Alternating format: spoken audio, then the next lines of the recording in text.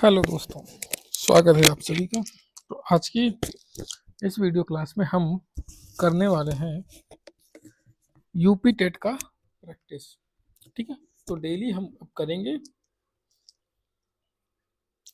हमारा यहाँ पे पहला प्रश्न है, सीखने का अर्थ क्या है।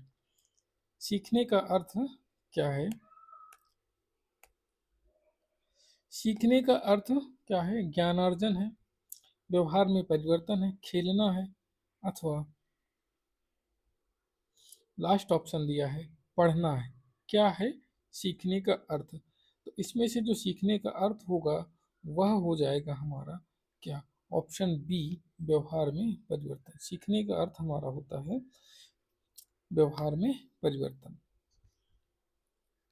ठीक है, ऑप्शन बी हमारा राइट हो जाएगा। अगला प्रश्न हमारा है, पियाजे का संबंध किससे है? पियाजे का संबंध किससे है? भाषा से है, संज्ञानात्मक विकास से है, गणित से है, अनुशासन से है। तो जीन पियाजे का जो संबंध है वह किससे है? तो जीन पियाजे का संबंध है हमारा संज्ञानात्मक विकास से। संज्ञानात्मक विकास से है, तो यहाँ पे ऑप्शन बी हमारा इसका सही उत्तर हो जाएगा। ऑप्शन बी, संज्ञानात्मक विकास। ठीक है, और जीन पियाजे ने संज्ञानात्मक विकास की कितनी अवस्थाएं बताई हैं? 4 अवस्थाएं। कितनी अवस्था बताई हैं? 4 अवस्थाएं बताई हैं। और अगला प्रश्न हमारा है, आईक्यू का उपयोग किसके लिए होता है? स्वास्थ्य के लिए, बुद्धिमापन के लिए, खेल के लिए, अनुशासन के लिए। आईक्यू का जो उपयोग होता है वह किसके लिए होता है? तो आईक्यू का उपयोग होता है बुद्धिमापन के लिए। आईक्यू होता है बुद्धिमापन के लिए। ठीक है, अगला प्रश्न है हमारा, समावेशी शिक्षा का अर्थ क्या है? समावेशी शिक्षा का अर्थ क्या है?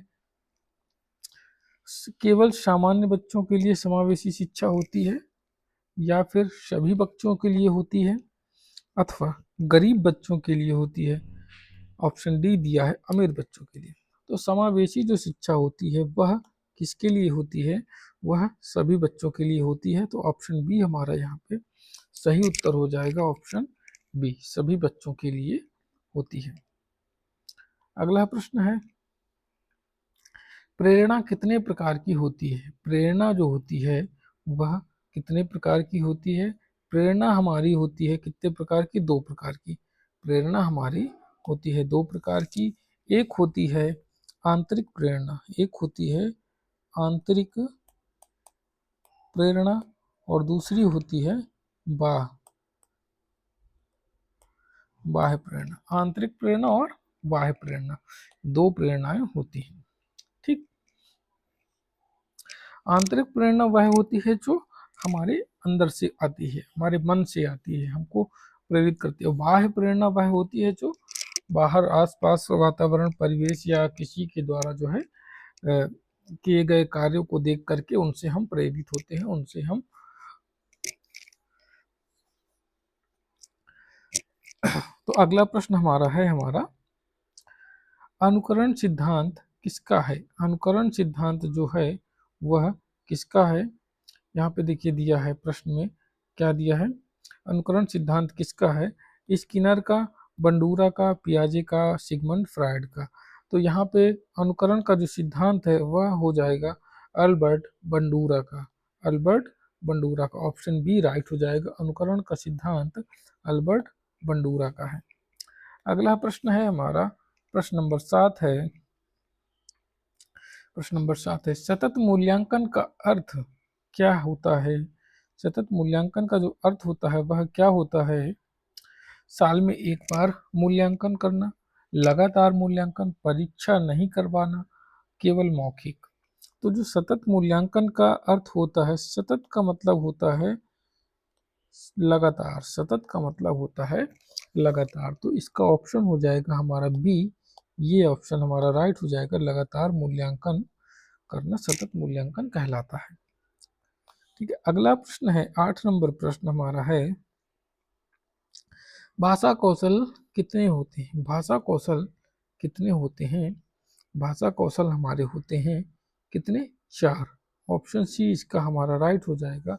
भाषा कौशल कितने होते हैं? 4 होते हैं। सुबोपाली, सुबोपाली। पहला हो गया हमारा सु से सुनना, क्या हो गया? सुनना।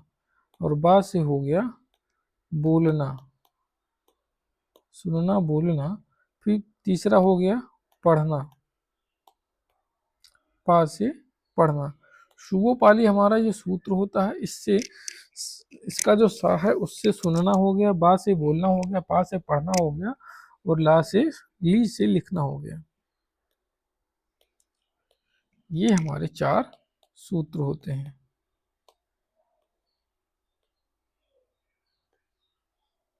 ठीक, सुबोपाली सुनना बोलना पढ़ना लिखना, भाषा कौशल होगा ये। अगला प्रश्न है हमारा, प्रश्न नंबर 9 है, बालक सबसे अधिक सीखता है किस अवस्था में सीखता है? वृद्धावस्था में, और किशोरावस्था में, प्रारंभिक अवस्था में, कभी नहीं। बालक जो है वह कब सबसे अधिक सीखता है? तो यहाँ वह सीखता है प्रारंभिक अवस्था में, बाल्यावस्था में सबसे अधिक सीखता है। तो ऑप्शन सी हमारा इसका राइट हो जाएगा। अगला प्रश्न हमारा है, अधिगम को प्रभावित करता है। अधिगम को कौन प्रभावित करता है?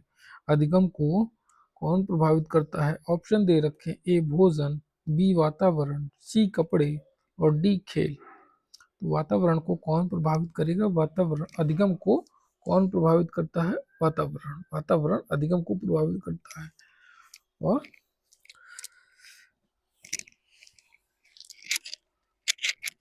दोनों एक दूसरे को प्रभावित करते हैं, अधिगम वातावरण को और वातावरण अधिगम को भी। ठीक है, आज की वीडियो में बस यहीं तक रखेंगे, फिर मिलते हैं अगली छोटी सी वीडियो लेकर के। तब तक के लिए अपना ख्याल रखिए और धन्यवाद।